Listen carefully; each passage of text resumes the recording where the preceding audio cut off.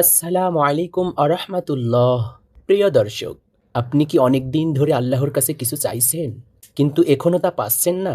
আপনি কি জানেন দোয়া করার এমন কিছু বিশেষ সময় আছে এবং কিছু পদ্ধতি, আর এই সময় এবং পদ্ধতি মেনে করলে আল্লাহ তাআলা কখনোই বান্দাকে খালি হাতে ফিরান না।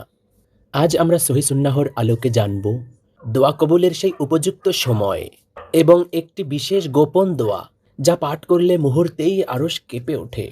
প্রথম উপযুক্ত সময়, শেষ রাতের তাহাজ্জুদের সময়, যখন আল্লাহ প্রথম আকাশে নেমে আসেন এবং ডাকতে থাকেন, কে আসো আমার কাছে কিছু চাইবে, আমি তাকে তা দান করব। দ্বিতীয় উপযুক্ত সময়, আজান এবং একামতের মধ্যবর্তী সময়। রাসূলুল্লাহ সাল্লাল্লাহু আলাইহি ওয়াসাল্লাম বলেছেন, এই সময়ের দোয়া ফেরত দেওয়া হয় না। তিরমিজি। তৃতীয় উপযুক্ত সময়, জুমার দিন আসরের পর থেকে মাগরিব পর্যন্ত শেষ মুহূর্তটি। কোনো বিদ্বানগণ বলেছেন, জুমার খুতবা শুরু থেকে মাগরিব শেষ হওয়া পর্যন্ত গুরুত্বপূর্ণ সময়। এই সময়ে করা যে কোনো নেক দোয়া আল্লাহ তাআলা কবুল করেন। আসুন আমরা সেই শ্রেষ্ঠ দোয়াটি শিখি যাকে বলা হয় ইসমে আজম। রাসূলুল্লাহ সাল্লাল্লাহু আলাইহি ওয়াসাল্লাম বলেছেন, এই নাম ধরে ডাকলে আল্লাহ তাআলা বান্দাহর ডাকে অবশ্যই সাড়া দেন। আমার সাথে পড়ুন দোয়াটির আরবি উচ্চারণ।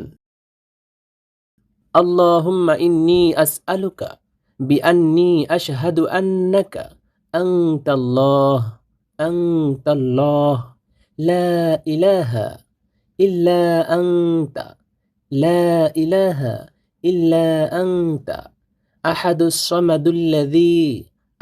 সামাদুল্লাযী লাম ইয়ালিদ ওয়া লাম ইউলাদ ওয়া লাম ইয়াকুল লাহু কুফুয়ান আহাদ। আল্লাহুম্মা ইন্নী আসআলুকা বিআন্নী আশহাদু আন্নাকা আনতাল্লাহ লা ইলাহা ইল্লা আনতা আহাদুস সামাদুল্লাযী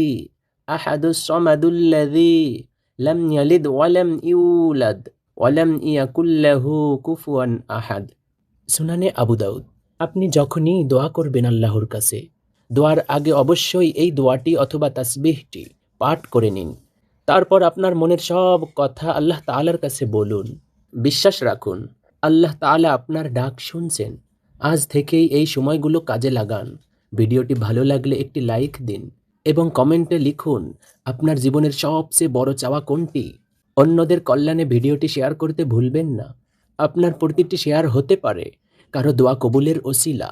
সৎপথের পথিক চ্যানেলের সাথেই থাকুন। আল্লাহ তাআলা আমাদেরকে ভালো রাখুন, সুস্থ রাখুন। আসসালামু আলাইকুম আ রহমতুল্লাহ।